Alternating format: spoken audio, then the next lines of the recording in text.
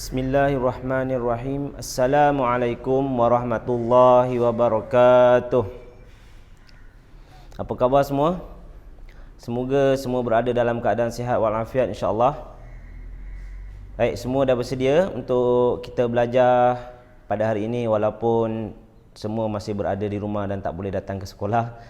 Tapi pembelajaran kita kena teruskan jugalah. Okey. Sebelum kita mulakan pelajaran kita, marilah kita sama-sama berdoa. Semoga apa yang kita pelajari semua ni dapat diingat dan diamalkan dalam keseharian kita insya-Allah. Bismillahirrahmanirrahim. Alhamdulillahirabbil alamin.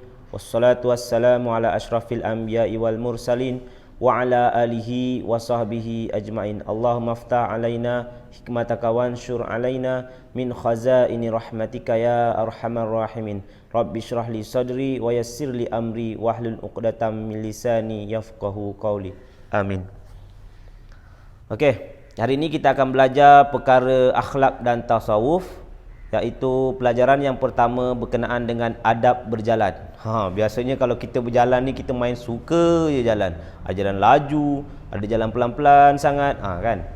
Jalan pun ada adab-adab dia. Adab dia macam mana? Kita kena ikut cara macam mana Rasulullah sallallahu alaihi wasallam berjalan. Okey?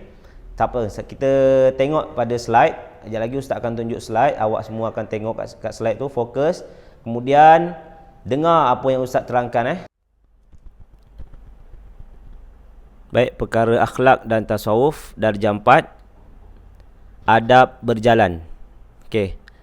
Nak berjalan pun nak kena ada adab-adab dia. Okey, yang pertama, macam mana kita nak jalan? Kita kena ikut cara siapa? Siapa role model kita kalau dekat rumah? Mesti kita nak kena tengok ayah kita, nak kena tengok mak kita bagi yang perempuan kan, macam mana mak kita keluar rumah, nak tengok kakak kita ataupun pakcik, makcik, nenek, atuk, kita nak kena tengok semua. Mereka semua ikut siapa? Mereka semua pasti ikut cara macam mana Rasulullah sallallahu alaihi wasallam berjalan ataupun melangkahkan kaki. Okey, kita tengok sama-sama. Yang pertama, macam mana Rasulullah sallallahu alaihi wasallam berjalan. Yang pertama, apa dia? Menggerakkan kedua kakinya dengan tegap. Kaki tegap, bukan bengkok. Rasulullah jalan dengan tegap kakinya.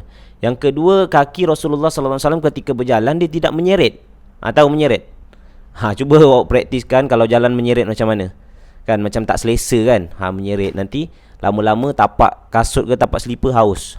Haus nak kena minum Bukan nak kena minum, nak kena tukar baru lah nanti kan. Sebab apa jalan menyeret? Rasulullah sallallahu alaihi wasallam kalau jalan dia melangkah. Dia melangkah, bukan menyeret. Okey.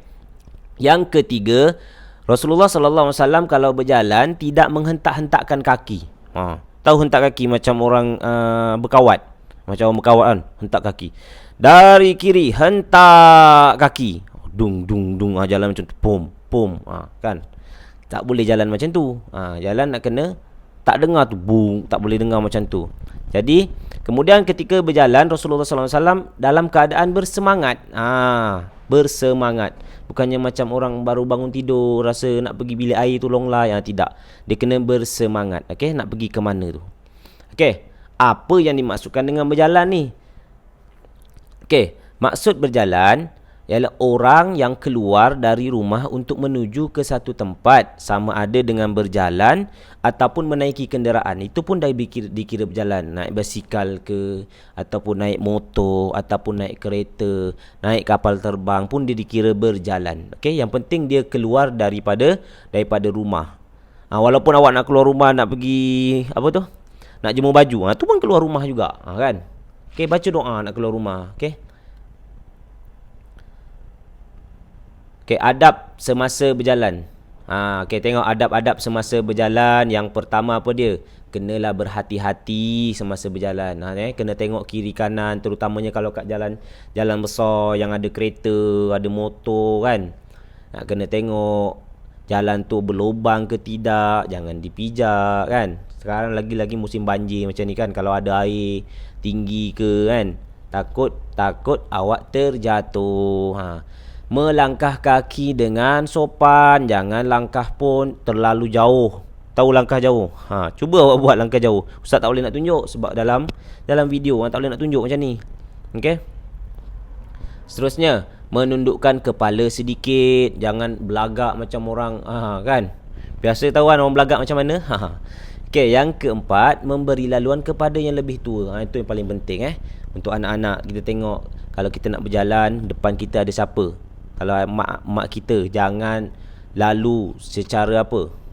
Secara apa orang cakap? Membabi buta. Tahu membabi buta?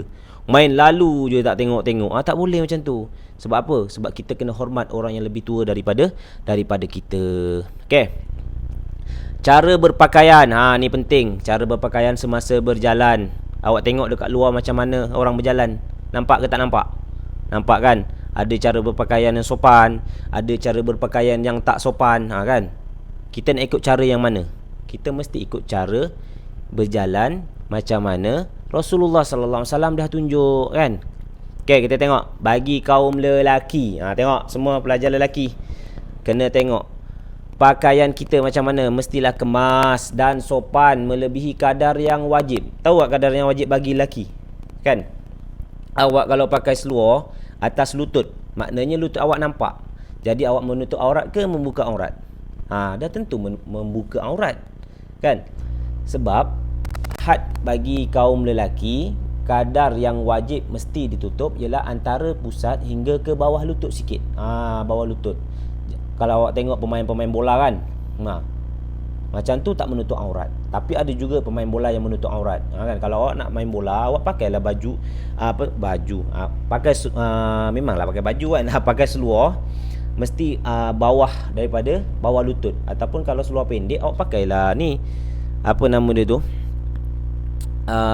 seluar tight. Seluar tight yang sampai bawah tu. Tu boleh juga, kan? Yang penting awak menutup aurat, kan? Okey. Bagi kaum wanita pula, kita tengok berpakaian yang tidak menarik perhatian orang lain. Oh Allah, tahu menarik perhatian orang lain. Awak betul contoh menutup aurat tapi pakai ketat-ketat, sendat, mendat, entah siapa punya, adik punya yang dipakai. Awak umur, contoh awak sekarang ni umur 10 tahun kan, dah jam 4 umur 10 tahun, tapi pakai adik punya yang umur 3 tahun. Sesuai ke tak sesuai? Mestilah tak sesuai. Kena pakai yang sesuai dengan umur kita, kan? Ataupun yang dewasa macam mak-mak kita, ibu-ibu kita kan, mestilah pakai yang menutup aurat. Tahu pakaian perempuan macam mana?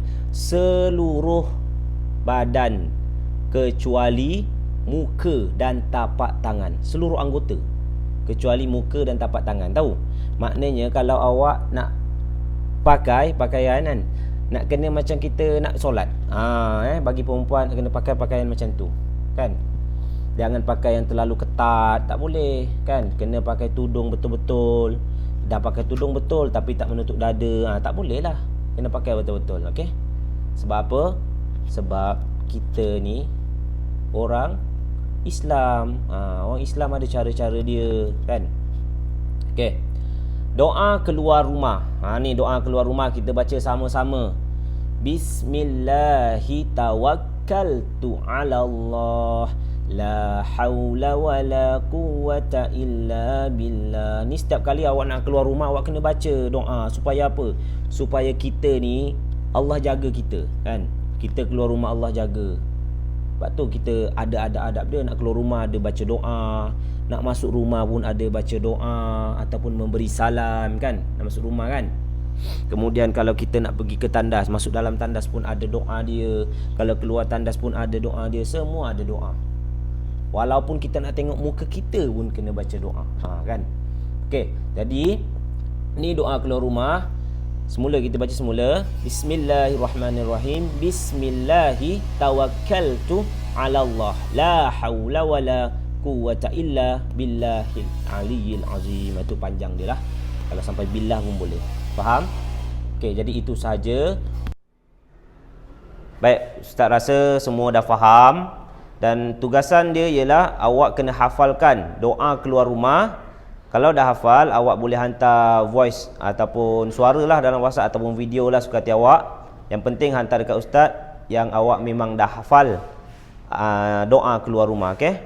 Ustaz akhiri pembelajaran kita pada hari ini dengan Wabillahi taufik wal hidayah. Assalamualaikum warahmatullahi wabarakatuh. Jangan lupa like.